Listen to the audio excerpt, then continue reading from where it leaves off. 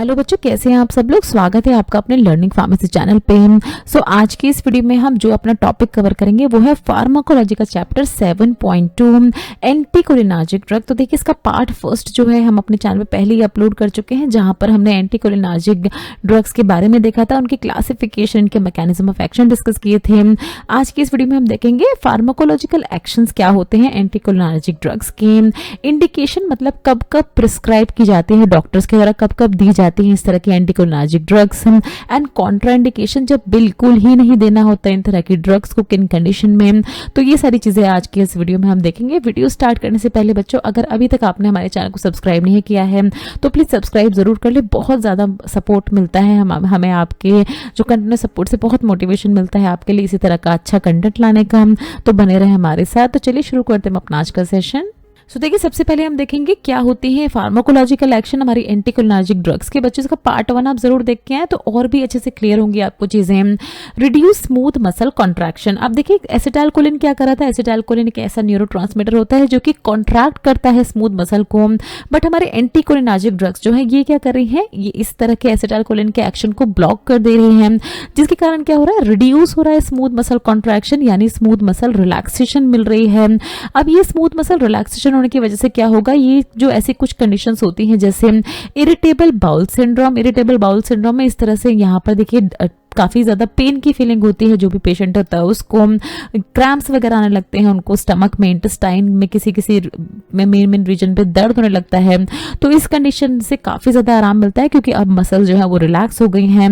Over reactive bladder जैसे condition में भी काफ़ी आराम मिलता है। ओवर रिएक्टिव ब्लैडर में क्या होता है कि ये जो बार बार यूरिनेशन की फीलिंग होती है, बार बार मन करता है कि वॉशरूम जाए, क्योंकि इस तरह की कंडीशन हो गई है। स्मूथ ये जो है देखिए डिटूसर मसल ये कॉन्ट्रैक्ट हो जाती है ब्लैडर के फिल होने से पहले ही, इसीलिए बार बार हमें बाथरूम जाने का मन करता है। तो इस तरह की कंडीशन जो है उसमें भी दी जाती हैं हमारी एंटीकोलिनर्जिक ड्रग्स। एंड अस्थमा के केस में क्या हो रहा है, ये ब्रोंकस जो है देखिए कॉन्ट्रैक्ट हो जा रहा है, सांस वगैरह लेने में काफी दिक्कत हो रही है।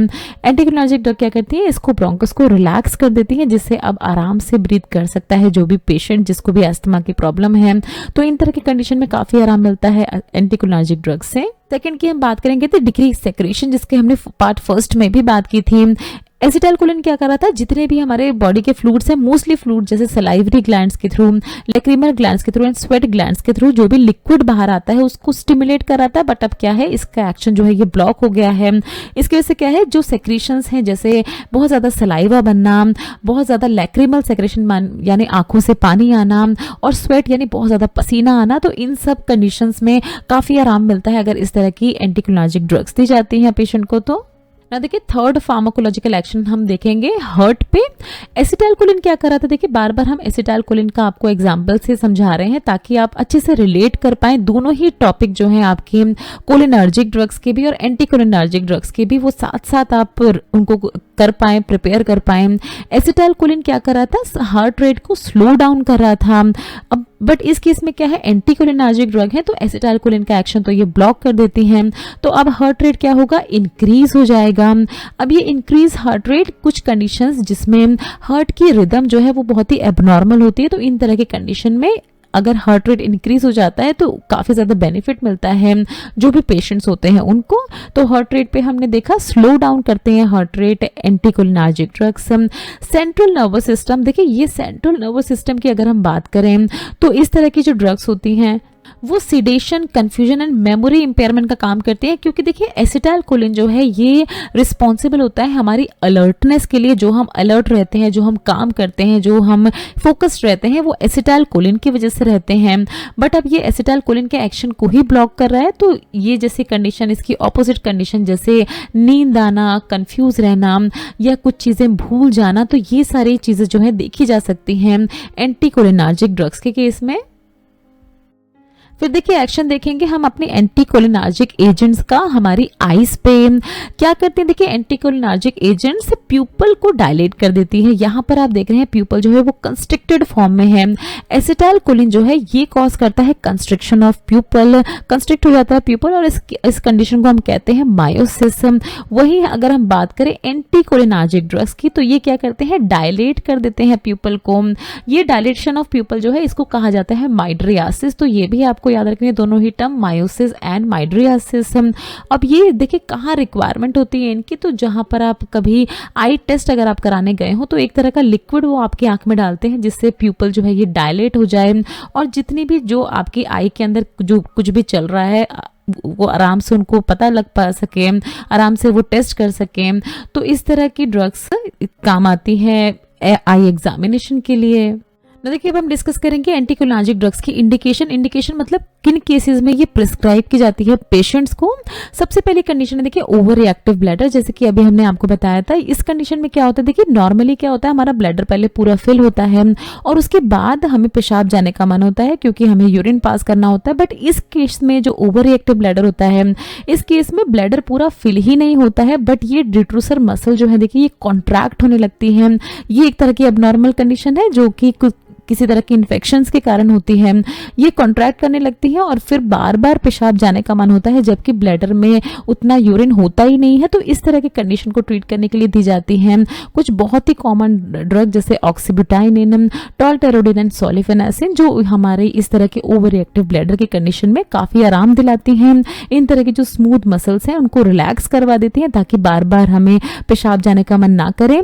दूसरी हम बात करेंगे पार्किंसंस डिसीज की। तो देखिए हमने अभी हम बार बार देख रहे हैं कि जो एसिटाइलकोलिन है ये क्या कर रहे हैं, ये कॉन्ट्रैक्शन का काम कर रहा है। एसिटाइलकोलिन न्यूरोट्रांसमीटर है जो कि कॉन्ट्रैक्शन का काम करता है। कॉन्ट्रैक्शन से क्या होता है, मसल्स में रिजिडिटी भी आ जाती है। पार्किंसंस डिसीज एक ऐसी डिसीज होती है जो भी पर्सन होता है उसकी हाथ पैर जो है देखिए कांपने लगते हैं, ट्रिमर्स वगैरह होते हैं उनको और मसल में बहुत ज्यादा रिजिडिटी मतलब काफी ज्यादा कड़ापन आ जाता है मसल्स में। तो इन तरह की रिजिडिटी को रिड्यूस हो जाए, इस तरह की रिजिडिटी और ट्रिमर में भी आराम मिल पाए, तो कुछ एंटीकोलिनर्जिक ड्रग्स पार्किंसंस डिसीज के केस में भी दी जाती हैं, जहां पर आप दो बहुत ही कॉमन एग्जांपल देख रहे हैं इन तरह के ड्रग्स के। ना देखिए थर्ड इंडिकेशन देखेंगे हम मोशन सिकनेस। तो मोशन सिकनेस क्या होता है कि जब भी आप कहीं बाहर घूमने जाते हैं, आप कार में हैं, बस में हैं, ट्रेन में हैं या इवन प्लेन में हैं, तो आपको ऐसी फीलिंग होती है कि आपको चक्कर आ रहे हैं, आपको उल्टी आ रही है, तो उन केस में भी दी जाती है एंटीकोलिनर्जिक कैटेगरी की ड्रग। बहुत ही कॉमन एग्जाम्पल है स्कोपोलामिन का। तो इसमें क्या होता है, ये स्कोपोलामिन डायरेक्टली एक्ट करती है कहाँ पर, हमारे ब्रेन में, जहाँ पर एक वॉमिटिंग सेंटर होता है उसको, ब्रेन के वॉमिटिंग सेंटर को ये ब्लॉक करती है, ताकि थोड़ी देर के लिए ब्लॉक करती है जब तक इसका इफेक्ट रहता है, ताकि इस तरह के नॉजिया एंड वॉमिटिंग के हमारे जो ट्रिगर्स आ रहे हैं, जो हमें फीलिंग हो रही है वो ना हो थोड़ी देर के लिए। फिर क्या है देखिए नेक्स्ट हम बात करेंगे गैस्ट्रोइंटेस्टाइनल डिसऑर्डर, जो कि हमने अभी आपसे डिस्कस किया था, irritable bowel syndrome. Irritable bowel syndrome देखिए पेट में बहुत ज्यादा दर्द होता है, बहुत ज्यादा क्रैम्प्स यानी बहुत ज्यादा सिकुड़न आने लगती है इस तरह की हमारी मसल्स में। तो ऐसा ना हो, थोड़ी देर के लिए रिलैक्सेशन हो जाए, मसल्स को आराम मिल जाए, तो इस केस में भी दिए जाते हैं हमारी एंटीकोलिनर्जिक ड्रग्स।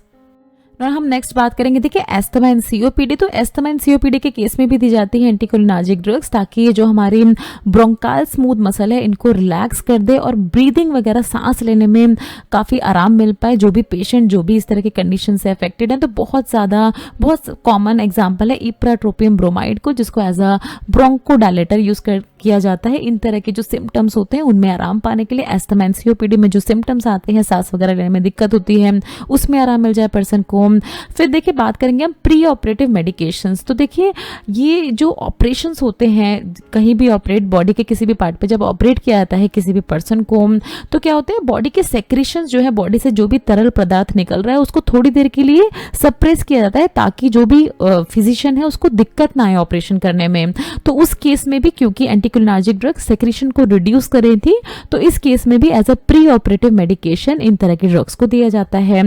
एंड लास्ट देखेंगे एक्सेसिव स्वेटिंग। तो जो लोग होते हैं, कुछ ऐसे लोग होते हैं जिनको बहुत ज़्यादा पसीना आता है, तो इस तरह के पसीने को, इस तरह की स्वेटिंग को रिड्यूस करने के लिए भी दी जाती है ड्रग, जैसे ग्लाइकोपायरोलेट, जिसको एक्सेसिव स्वेटिंग को रिड्यूस करने के लिए दिया जाता है, जो कि टेम्पररी होता है, बहुत परमानेंट नहीं होता। और इस तरह की ड्रग्स जो हैं देखिए बहुत ज़्यादा लेनी भी नहीं चाहिए। स्वेट आना एक बहुत ही अच्छी चीज़ होती है जो बेनिफिशियल होता है पर्सन्स के लिए।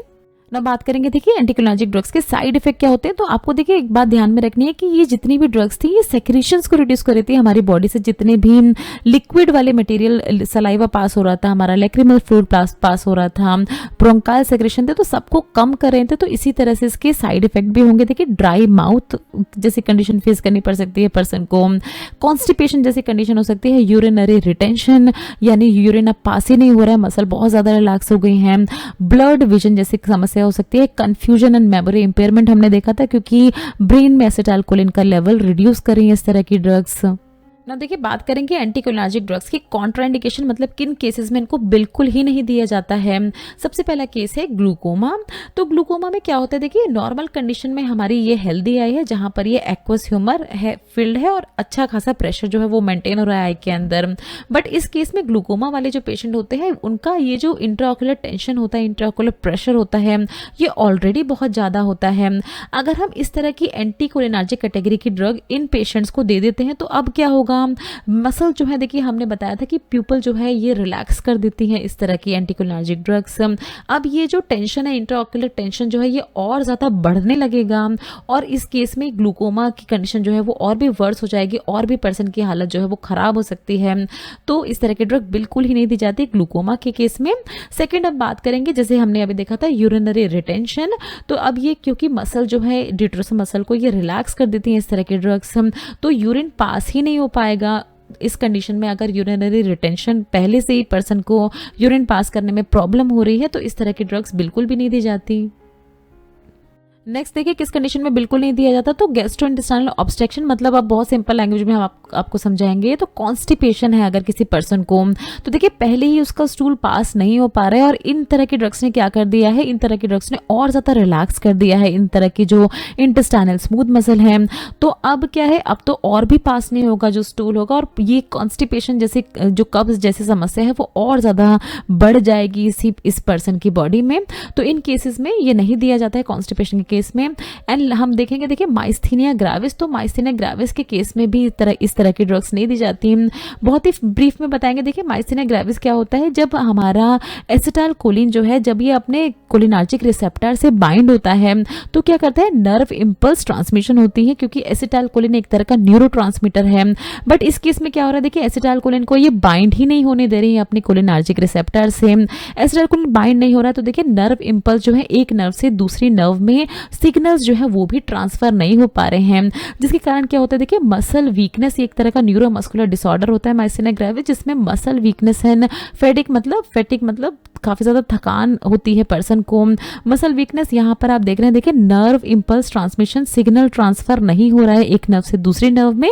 तो इस तरह से देखिए ये लटक गया है इस तरह, ये जो हाफ फेस है इस पर्सन का जिसे माइस्थीनिया ग्रेविस है, ये हाफ फेस जो है ये डाउन हो गया है। तो क्यों हुआ है, क्योंकि नर्व ट्रांसमिशन नहीं हो पा रही है। तो इस तरह के केस में तो बिल्कुल ही नहीं दी जाती हैं एंटीकोलिनर्जिक ड्रग्स। और किस केस में नहीं दी जाती, देखिए अगर पर्सन को लीवर या किडनी की डिसीज है तो भी इस तरह की ड्रग नहीं दी जाती है क्योंकि जो एंटीकोलिनर्जिक ड्रग्स है इनका मेटाबॉलिज्म होता है लिवर के थ्रू और ये एक्सक्रीट होती है किडनी के थ्रू। अगर लिवर में डिसीज है तो ये ड्रग अच्छे से मेटाबोलाइज नहीं हो पाएंगी, किडनी में अगर डिसीज है तो अच्छे से एक्सक्रीट आउट नहीं हो पाएंगी और इसकी टॉक्सिक कंसंट्रेशन जो है वो हमारी बॉडी में बन सकती है। तो इन केस में भी अवॉइड किया जाता है। लास्ट हम बात करेंगे प्रेगनेंसी एंड लैक्टेशन की। तो जो भी ड्रग्स देखिए प्रेगनेंसी एंड लैक्टेशन में जो भी ड्रग्स दी जाती हैं बहुत ही सोच समझ के दी जाती हैं जो भी फिजिशियंस होते हैं उनके द्वारा। तो ये हमने सारी कंडीशन देखी जहां पर एंटीकोलिनर्जिक ड्रग्स बिल्कुल ही कॉन्ट्राइंडिकेटेड होती है, मना की जाती हैं देने से।